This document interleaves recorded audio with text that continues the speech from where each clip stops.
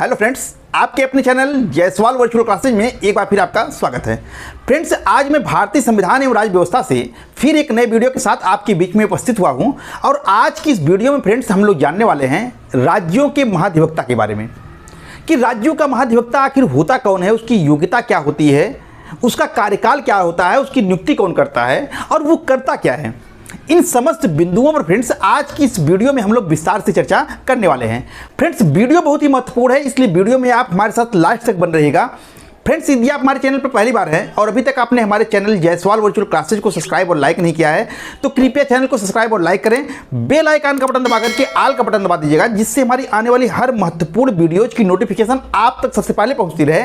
और फ्रेंड्स, ऐसा इसलिए भी जरूरी है क्योंकि यहाँ से पॉलिटिकल साइंस के अच्छे कंटेंट की वीडियो निकलते हैं जो आपकी तैयारी को बेहतर से बेहतर बना सकते हैं। और फ्रेंड्स, यदि आप चाहें तो हमें फेसबुक, टेलीग्राम और इंस्टाग्राम पर भी जायसवाल वर्चुअल क्लासेज के नाम से फॉलो कर सकते हैं। नीचे डिस्क्रिप्शन में भी उसकी लिंक दी गई है, आप चाहें तो उसको वहाँ से भी देख सकते हैं। तो आइए फ्रेंड्स, बिना देरी के वीडियो को शुरू करते हैं।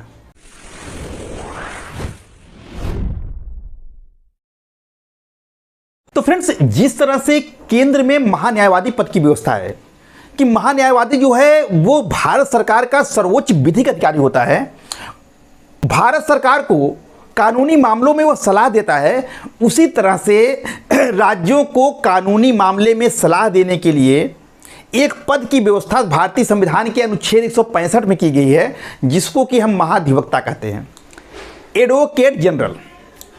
महाधिवक्ता जो है वो राज्य सरकार का सर्वोच्च विधिक अधिकारी होता है, वो सर्वोच्च राज्य सरकार का कानूनी अधिकारी होता है। अगर प्रश्न ये पूछे कि भारत सरकार का सर्वोच्च विधिक अधिकारी कौन होता है तो महान्यायवादी होगा। लेकिन अगर ये कहे कि राज्य सरकारों का सर्वोच्च विधिक अधिकारी या राज्य सरकार का सर्वोच्च विधिक अधिकारी कौन होता है तो उत्तर होगा महाधिवक्ता, एडवोकेट जनरल।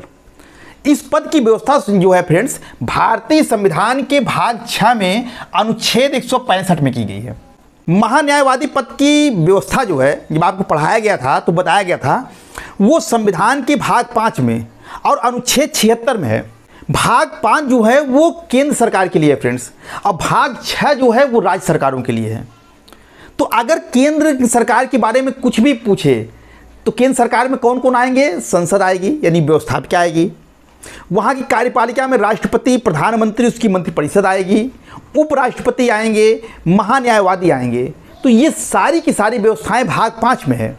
अब वहाँ अनुच्छेद अलग अलग होंगे, लेकिन भाग जो है वही 5 है। उसी तरह से भाग 6 में राज्य सरकारों के लिए है। तो राज्य सरकारों में राज्य की व्यवस्थापिका आएगी, राज्य की कार्यपालिका आएगी। तो ये सब जो है व्यवस्थाएँ कहाँ हैं? वो भाग 6 में हैं। यानी अगर राज्यपाल के बारे में जानना हो, मुख्यमंत्री के बारे में, उनकी मंत्रिपरिषद के बारे में, इसका उल्लेख भाग 6 में है। तो महाधिवक्ता जो है ये पद है, इसका उल्लेख संविधान के भाग 6 में किया गया है और अनुच्छेद बहुत इंपॉर्टेंट है, ये किस में है? 165 में है। महान्यायवादी किस में था? 76 में। और महाधिवक्ता किस में है? अनुच्छेद 165 में। यहाँ लिखा है कि महाधिवक्ता जो है वो राज्य का सर्वोच्च विधिक अधिकारी होता है। सर्वोच्च विधिक अधिकारी का होने का मतलब है कि राज्य सरकार को कानूनी मामलों में ये सलाह देता है। उस राज्य सरकार का कोई मुकदमा चल रहा है तो ये जाकर के राज्य सरकारों की तरफ से वहाँ पैरवी करता है। तो ये सर्वोच्च जो है राज्य सरकार का जो है सर्वोच्च विधिक अधिकारी होता है। तो इसी के बारे में फ्रेंड्स हम लोग जानेंगे। तो देखिए, सबसे पहले हम ये देखते हैं कि महाधिवक्ता के पद पर आखिर नियुक्त कौन होता है, क्या योग्यता उसकी होनी चाहिए। तो फ्रेंड्स देखिए, इसके लिए कोई विशेष योग्यता नहीं बताई गई है, सिर्फ इतना कहा गया है संविधान में कि महाधिवक्ता पद पर उस व्यक्ति की नियुक्ति की जाती है जो उच्च न्यायालय का न्यायाधीश नियुक्त होने की योग्यता रखता हो। यानी महाधिवक्ता उस व्यक्ति को बनाया जाएगा जो उच्च न्यायालय के न्यायाधीश होने की योग्यता रखता हो, यानी उसकी योग्यता उच्च न्यायालय के न्यायाधीश के समान होनी चाहिए। तो उच्च न्यायालय के न्यायाधीश की क्या योग्यता होती है? देखो, यहाँ लिखा गया है संविधान के अनुच्छेद 217 में। जब आप उच्च न्यायालय पढ़ेंगे तो वहाँ आपको विस्तार से बताया जाएगा, लेकिन यहाँ आप जान लीजिए, जब चर्चा हो आ गई है तो आपको बता रहा हूँ कि संविधान के अनुच्छेद 217 में उच्च न्यायालय के न्यायाधीशों की योग्यता के संबंध में प्रावधान है। वहाँ बताया गया है कि उच्च न्यायालय का न्यायाधीश जो है कौन व्यक्ति बन सकता है। तो वहाँ बताया गया है कि कोई व्यक्ति अगर भारत का नागरिक है और उसके अंदर जो है ये गुण हैं, इन दोनों में से कोई एक, तो वो उच्च न्यायालय का न्यायाधीश बन सकता है। यानी वह व्यक्ति भारत का नागरिक हो, दूसरा लगातार 10 वर्षों तक वो किसी न्यायिक पद पर रहा हो, न्यायाधीश के पद पर रहा हो, कार्य किया हो, या वह लगातार 10 वर्षों तक किसी भी उच्च न्यायालय में अधिवक्ता रहा हो, यानी वकालत किया हो, वकील रहा हो। तो अगर उसके अंदर ये गुण है, यानी भारत का नागरिक होना तो अनिवार्य ही है, इन दोनों में से कोई एक भी गुण है, तो ऐसे व्यक्ति को उच्च न्यायालय के न्यायाधीश के पद पर नियुक्त किया जाता है। तो ये उच्च न्यायालय के न्यायाधीश बनने की योग्यता है।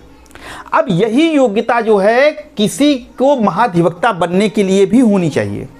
यानी महाधिवक्ता के पद पर हम उसको नियुक्त करेंगे जो भारत का नागरिक हो, वह किसी न्यायालय में 10 वर्षों तक जो है न्यायाधीश के पद पर रहा हो, न्यायिक कार्य किया हो, या 10 वर्षों तक वो किसी उच्च न्यायालय में अधिवक्ता रहा हो। तो ऐसे व्यक्ति को राज्यपाल जो है महाधिवक्ता के पद पर नियुक्त कर सकता है। ठीक है। अब नियुक्ति, इसकी नियुक्ति कौन करता है? तो अभी मैंने बताया कि राज्यपाल द्वारा महाधिवक्ता के पद के पर जो है किसी व्यक्ति को राज्यपाल नियुक्त करता है। और राज्यपाल जो है नियुक्त करने के लिए स्वतंत्र नहीं है, वो मंत्रिपरिषद की सलाह पर काम करता है, आप इसको जानते ही हैं। ठीक है। तो महाधिवक्ता की नियुक्ति कौन करता है? राज्यपाल करता है, सीधे एक लाइन में। किसकी सलाह से करता है? तो राज्य मंत्रिपरिषद की सलाह से करता है। ठीक है। कार्यकाल कितना होता है? तो देखिए फ्रेंड्स, महाधिवक्ता पद के लिए कोई कार्यकाल निश्चित नहीं है। संविधान में लिखा गया है कि महाधिवक्ता जो है वो राज्यपाल के प्रसाद पर्यंत पद धारण करता है। जहाँ कहीं भी ये वर्ड आ जाए कि प्रसाद पर्यंत, तो इसका मतलब है कि उसका कार्यकाल आप निश्चित नहीं कर सकते हो। जिसके प्रसाद पर्यंत है वो जब चाहे उसको हटा सकता है। तो यहाँ लिखा है कि महाधिवक्ता राज्यपाल के प्रसाद पर्यंत पद धारण करता है, यानी जब तक राज्यपाल की इच्छा है तब तक वो पद पर रहेगा, जब चाहे राज्यपाल उसको हटा सकता है। ठीक है। और यदि महाधिवक्ता जो है अपना पद स्वेच्छा से छोड़ना चाहे तो वो त्यागपत्र दे करके अपना पद छोड़ भी सकता है। तो प्रश्न ये पूछता है कि महाधिवक्ता को अगर त्यागपत्र देना है तो वो त्यागपत्र किसको देगा? तो वो त्यागपत्र राज्यपाल को देता है। किसको देता है? राज्यपाल। यानी राज्यपाल के अधीन ही, राज्यपाल के प्रसाद पर्यंत ही वह पद धारण करता है, और अगर उसको त्यागपत्र देना होता है तो वो राज्यपाल को ही त्यागपत्र देता है। ठीक है फ्रेंड्स। और अगला है पॉइंट है फ्रेंड्स पारिश्रमिक, यानी इसको मिलता क्या है? वेतन तो इसके लिए देखिए वेतन नहीं लिखा गया है, पारिश्रमिक। यानी जब ये भारत सरकार की तरफ से मुकदमों की सुनवाई करने के लिए जाता है, पैरवी करने के लिए जाता है, तो वहाँ इसको मिलता कितना है? तो फ्रेंड्स देखिए, इसका पारिश्रमिक जो है राज्यपाल द्वारा आधारित होता है। यानी कि महाधिवक्ता कितना वेतन लेगा या कितना पारिश्रमिक लेगा, ये राज्यपाल तय करता है, और ये कार्य की प्रकृति के अनुसार बदलते रहते हैं। ठीक है फ्रेंड्स। तो यहाँ आप सिर्फ इतना समझिए कि उसको जो है राज्यपाल द्वारा अवधारित पारिश्रमिक जो है वो दिया जाता है। अब सबसे यहाँ से जो पूछने वाली चीज़ है, टॉपिक छोटा है लेकिन जो ध्यान रखने वाली चीज़ है वो ये कि इसका वर्णन, महाधिवक्ता पद का वर्णन कहाँ है? संविधान के भाग 6 में, अनुच्छेद 165 में। राज्य सरकार का सर्वोच्च विधिक अधिकारी कौन होता है? तो महाधिवक्ता होता है। इसकी योग्यता क्या होती है? उच्च न्यायालय के न्यायाधीश के समान इसकी योग्यता होती है। महान्यायवादी की योग्यता सर्वोच्च न्यायालय के न्यायाधीश के समान थी, और महाधिवक्ता की योग्यता उच्च न्यायालय के न्यायाधीश के समान है। इसकी नियुक्ति राज्यपाल द्वारा। कार्यकाल राज्यपाल के प्रसाद पर्यंत पद धारण करता है। त्यागपत्र किसको देगा? राज्यपाल को देगा। और इसकी पारिश्रमिक कौन निर्धारित करता है? तो राज्यपाल द्वारा आधारित पारिश्रमिक ये प्राप्त करता है। अब सबसे इंपॉर्टेंट चीज़ देखते हैं कि वास्तव में महाधिवक्ता कार्य क्या करता है। तो फ्रेंड्स, राज्यों के लिए महाधिवक्ता वही कार्य करता है जो केंद्र के लिए महान्यायवादी करता है। तो अगर आपने महान्यायवादी को अच्छे से पढ़ा है तो महाधिवक्ता को ज़्यादा पढ़ने और समझने की आपको ज़रूरत नहीं पड़ेगी। सब कार्य वही है। वो भारत सरकार के लिए काम करता है महान्यायवादी, और ये राज्य सरकार के लिए काम करता है। जहाँ जहाँ भारत सरकार है वहाँ अगर राज्य सरकार रख देंगे, जहाँ राष्ट्रपति है वहाँ राज्यपाल रख देंगे, तो वो काम जो है महान्यायवादी का काम जो है वो महाधिवक्ता का काम हो जाता है। एक सरकार को यदि आपने समझा है, केंद्र सरकार को अच्छे से, तो राज्य सरकारें अपने आप समझ में आ जाएगी। तो जैसे वहाँ महान्यायवादी है वैसे यहाँ महाधिवक्ता है। तो उसके कार्य को समझ रहे हैं तो ये भी आपको समझ में आ जाएगा। देखिए जैसे लिखा है कि वह राज्यपाल द्वारा निर्देशित विषयों पर राज्य सरकार को विधिक सलाह देता है।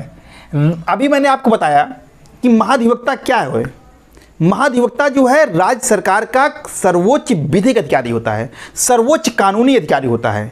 तो राज्य सरकार को कानूनी मामलों में सलाह देना जो है वो महाधिवक्ता का कार्य होता है।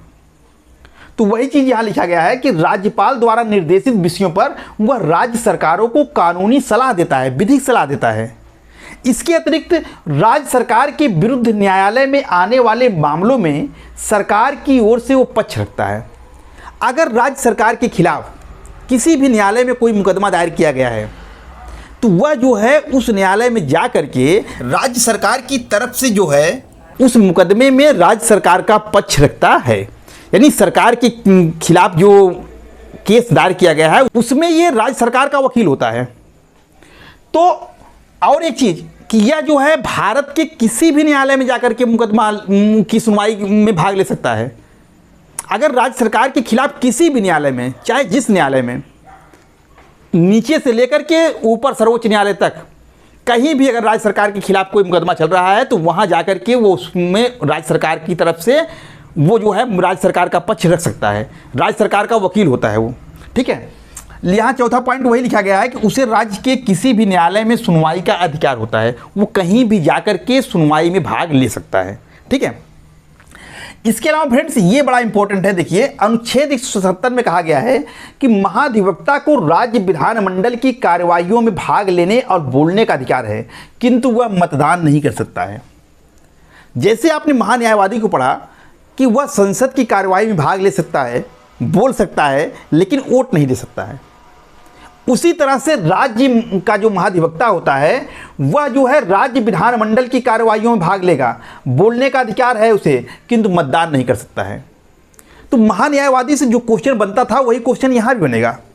बहुत बार पूछा हुआ है महान्यायवादी का यह क्वेश्चन कि वह कौन सा व्यक्ति होता है जो संसद का सदस्य न होते हुए भी संसद की कार्यवाहियों में भाग ले सकता है, तो वह है महान्यायवादी।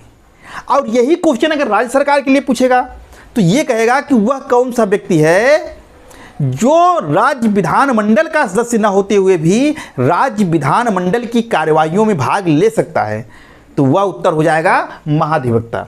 अगर संसद क्या पूछे कि संसद का सदस्य नहीं है लेकिन फिर भी कार्यवाही में भाग ले सकता है, तो वहाँ उत्तर महान्यायवादी होगा। लेकिन अगर विधानमंडल पूछे कि राज्य विधानमंडल का सदस्य नहीं है लेकिन फिर भी कार्यवाही में भाग लेगा, वहाँ बोलेगा जाकर के, तो वह उत्तर हो जाएगा महाधिवक्ता।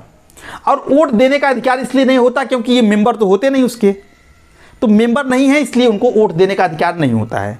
ये भाग लेगा, बोल सकता है, लेकिन वोट नहीं दे सकता है। किस अनुच्छेद में ये वर्णन है? संविधान के अनुच्छेद 177 में। ठीक है फ्रेंड्स, तो ये जो है महाधिवक्ता के जो है कार्य हैं। इनके अलावा इनके ऊपर कुछ प्रतिबंध भी हैं। महाधिवक्ता फ्रेंड्स कोई राज्य सरकार का पूर्णकालिक अधिकारी नहीं होता है। कोई उसकी मतलब जैसे अन्य लोगों की नौकरियां होती हैं उसी तरह से कोई इसकी नौकरी नहीं है कि इसको पूर्ण रूप से वेतन दिया जाता है। तो यह अपना जीविकोपार्जन करने के लिए प्रैक्टिस कर सकता है, ये इसको छूट है।